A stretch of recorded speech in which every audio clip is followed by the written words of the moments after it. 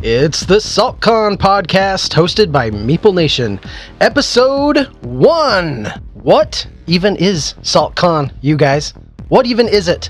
It is a whole lot of fun is what that is. It is. Condensed in one weekend.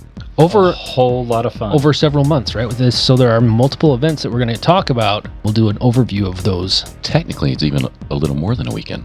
Sometimes. This is a podcast dedicated to all things SaltCON and hosted by Meeple Nation. We are your hosts. I'm Nathan Howard. I'm Dave Holliday. I am Andy Holliday. And I am Douglas Stewart. We are very familiar with SaltCON. We have been attending it ever since it's been at its current location, which is the Davis Conference Center. For those unfamiliar, SaltCON is Utah's largest board gaming convention. Currently has 5 separate events that they do throughout the year. Originally started in 2009 and was hosted at University of Utah's Officers Club. And due to its quick growth, after 3 years, it had outgrown that location.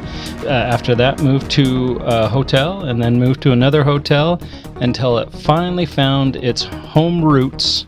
I don't know if you can call them home roots or not, but it finally found a home at the Davis Conference Center in 2014 and has been there ever since. In 2018, SaltCON expanded from its main event to adding its first summer event.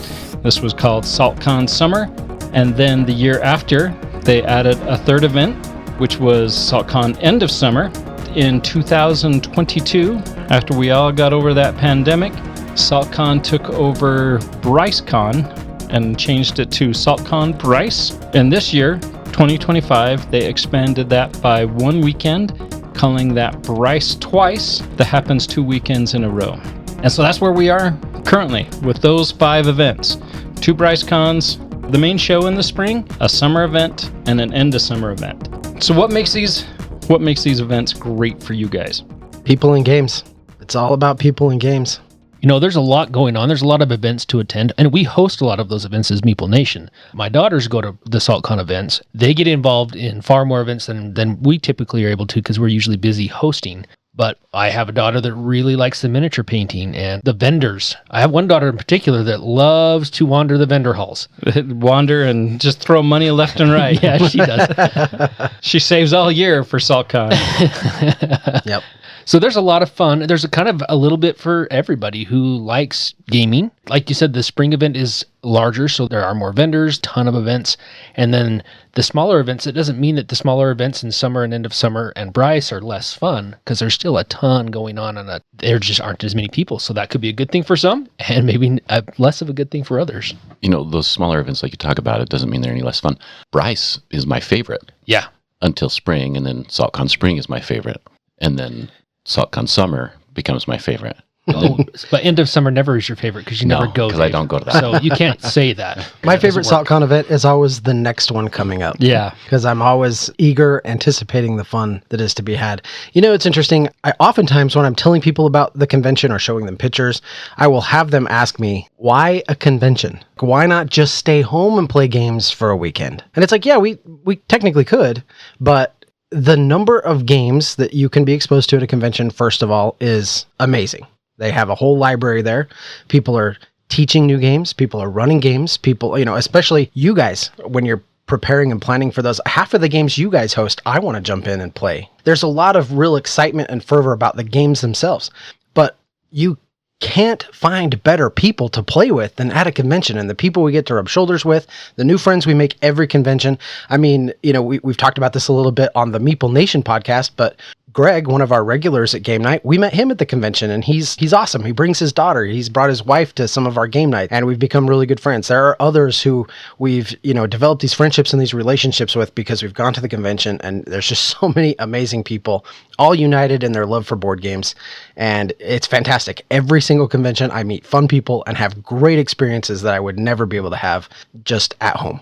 Just to be clear, it's not just board games. There's role-playing events. For sure. Yeah, it's a great point. We talked about vendors. We talked about SaltCON has a huge gaming library. Last time I looked, 2,636 games that you can check out. There's classic games, new games, wide scope of games. And like we mentioned, events where we host several events coming up in spring. There's over 500 events. Yeah, that's amazing. So something for everyone, even social games, puzzle games. There's the big puzzle hunt that goes on every year, even a game show. Not to do a shameless plug for me, but It must needs be done. Andy, Nate, you guys have both said there's something for everyone. And Doug, to your point, I've gotten the same lots of times where people are like, really, a board game convention? They just think it's the weirdest sounding thing in the world. Then I talk to people who have gone after they had that initial reaction about hearing about it. Such a good time. A lot of people who are not the biggest gamers, they go and they have a lot of fun. There's stuff for their kids to do. There's just so much for everyone. I compare it to, why do you go to a concert when you can just buy a CD? Why do you go to a movie theater when you can just watch it at home? You run into different people. You have these relationships that you build and friendships that just grow. Like you mentioned, Douglas, that there are just friendships that we look forward to seeing these people. We look forward to seeing these friends every convention, and some of those friendships go beyond just the convention that they build. We have friends that come in from out of state, friends that we just wouldn't see otherwise unless going to a convention like this. To answer your question, though, it's movie theater popcorn. You're probably right, David. That is a true statement. Well, the other thing is if I think about, I could stay home, I could plan a weekend, and we have done mini conventions at our homes, right? It's different going to a big convention. Number one, if I'm just playing games at home and hey, guys, we're going to go spend Thursday, Friday, Saturday at my house, and we're going to do nothing but play games, I'm going to have an angry wife. Yeah. But if I'm at a convention, you're going to have a happy one. for some reason, that is okay, right? I can't explain it, but it is. So at the convention, we can finish You're a game. going to be gone all weekend to that convention? You're taking the kids, right? Yeah. Half of them, yeah. Awesome. Have fun. It's different when at a venue that's specifically for that, I have a ticket and I'm going to go and I can play back to back games, and it's 24-hour gaming. I can stay as long as I want. I can play games as long as I want. If I want to stay up for 72 hours, I can. That doesn't mean I really can, but if I wanted to, I have that option. In the past, I know of one individual who stayed up for 72 straight hours. Oh, you're kidding. Oh my gosh. Yeah. How are they functioning? He does it very well. You leave late, then you get there early, and he's still there, same clothes, and he'll go home and shower and come right back, but not to sleep. Wow. I think part of it, people are happy there. Everybody's doing the stuff that they love. You're just surrounded by a bunch of happy people. Yeah, that's true. Andy, you talk about, leaving your wife at home with half the kids. On the other side of that coin, there are whole families that go as a group. Definitely. They bring their kids. You said, David, there's stuff for kids to do. Every once in a while, you'll see a family in the corner that they've brought in a gate to corral their kids in while they're playing games and throwing food to them. It's not quite like that, but it makes a fun story. And that's just the whole atmosphere, right? It's a very open, welcoming community, a wide scope of people from very different backgrounds that all come together with a love of gaming. Whether that is role-playing, whether that is board games, card games, social games, puzzle games, even doing the virtual Artemis. All of that brings us together as a great shared community of highly respected people. Just a great experience for me anyways. That's something that makes it appealing to me and something I look forward to.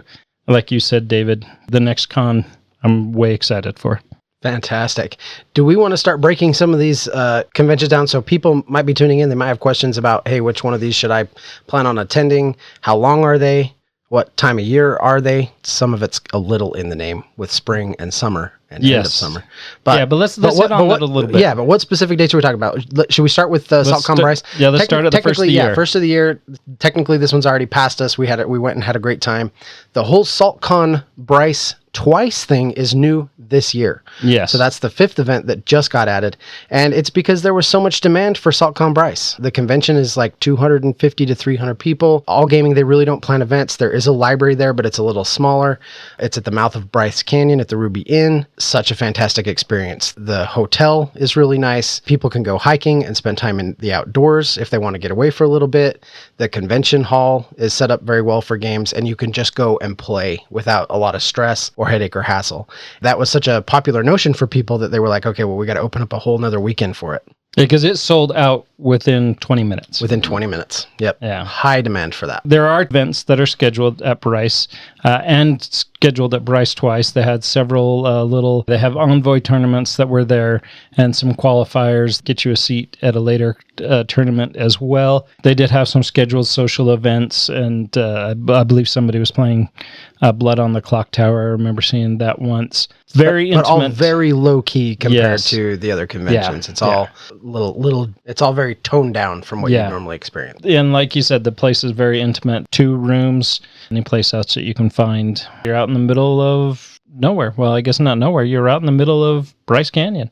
Just right there at the mouth of it, like you said. They sell this out right around 250, 300 people. And then they had enough interest to do that twice. So if you didn't get a chance to get to the first one, you can get to the second one. We need to mention that the first one is over Martin Luther King weekend. Yes. And the second one is the week that follows. First one was always scheduled there so that you could go to Bryce Canyon National Park for free. Because Monday's a holiday, you can access the park for free on that holiday.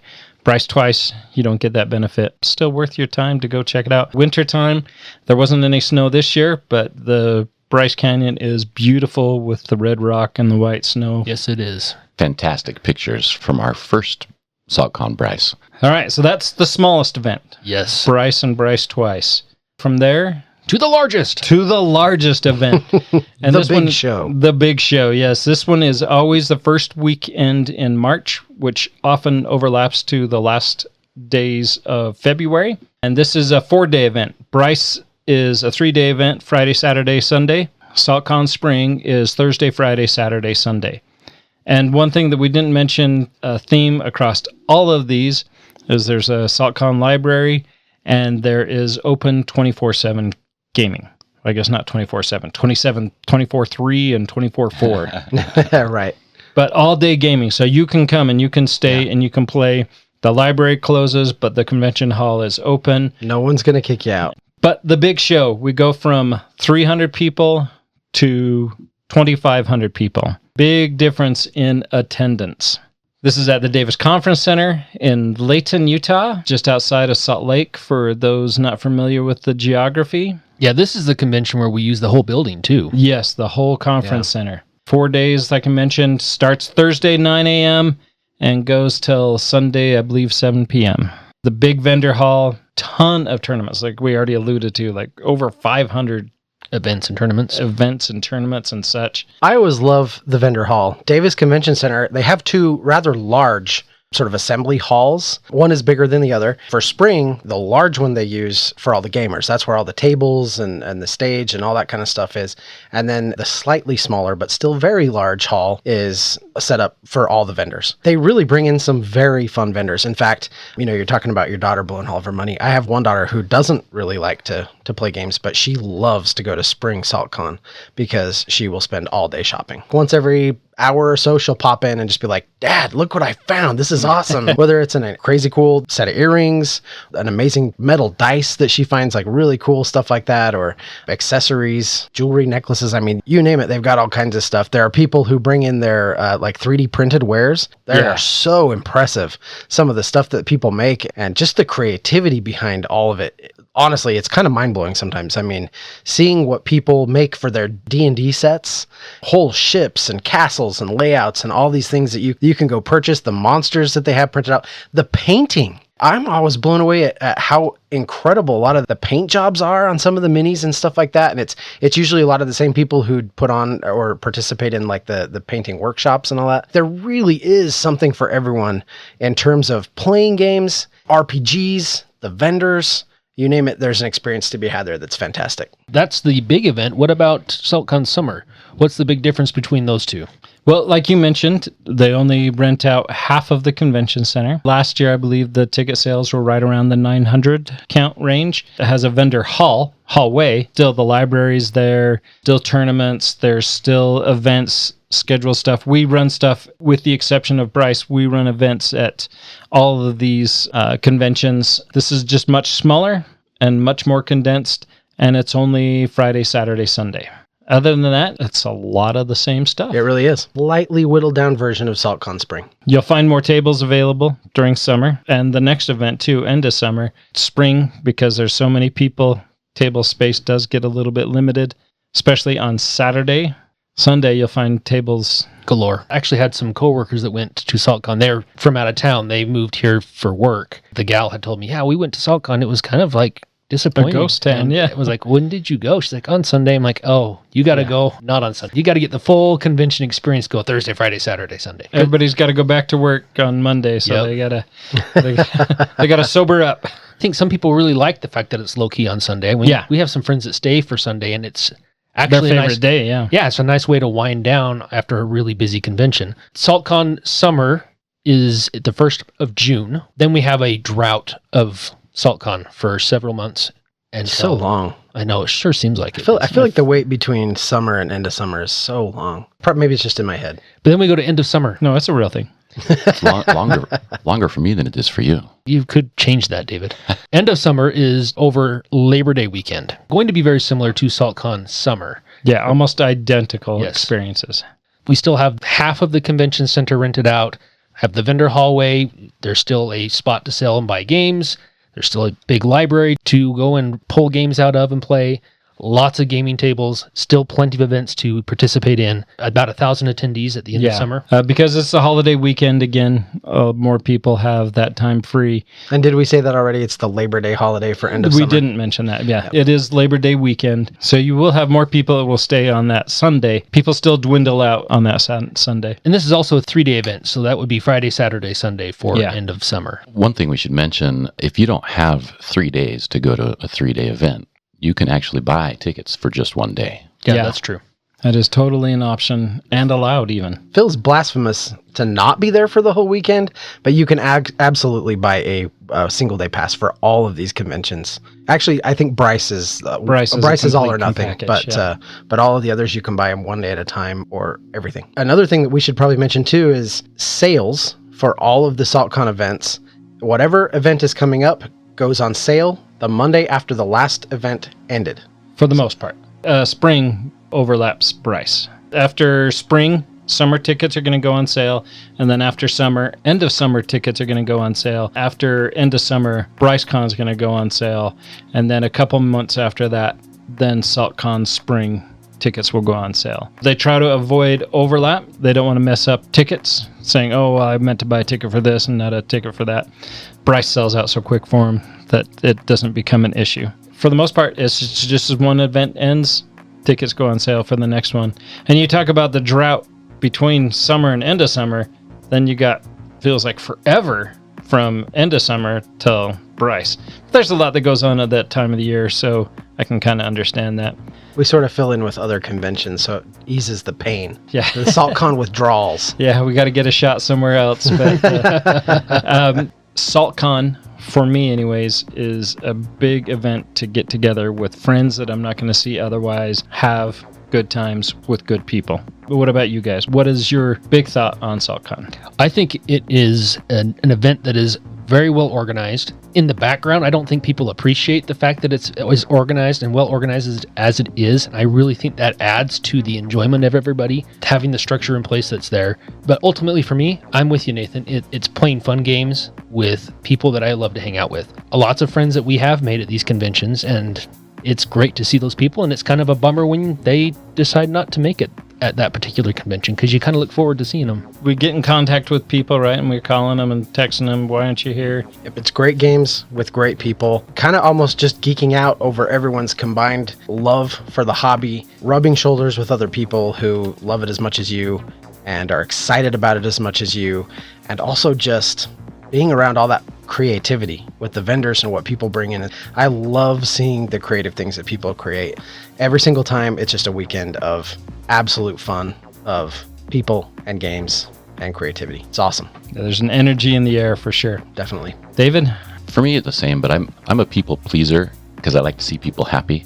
And so like I mentioned before, people are just happy there. And I don't have to do the pleasing. I just get to see a bunch of happy people, you know, like you guys have mentioned, for the people that I know and I care about, right? Like there's nothing I want to see more than them having a smile on their face and enjoying themselves. Absolutely. Well, this is going to be the end of our first episode. In the next episode, which will be coming up pretty quick, we will talk about what to expect in SaltCON spring. From then on, we'll do an episode hopefully every month, and we'll see how it goes. We're going to do some topics about different things to expect. We're going to spotlight some of the events. We're definitely going to talk about the organizers who do a phenomenal job, like you mentioned, Andy, make all of this happen, to kind of be able to peek behind the curtain a little bit, see the amount of work and effort that these guys put in year-round for 5 fabulous weekends a year.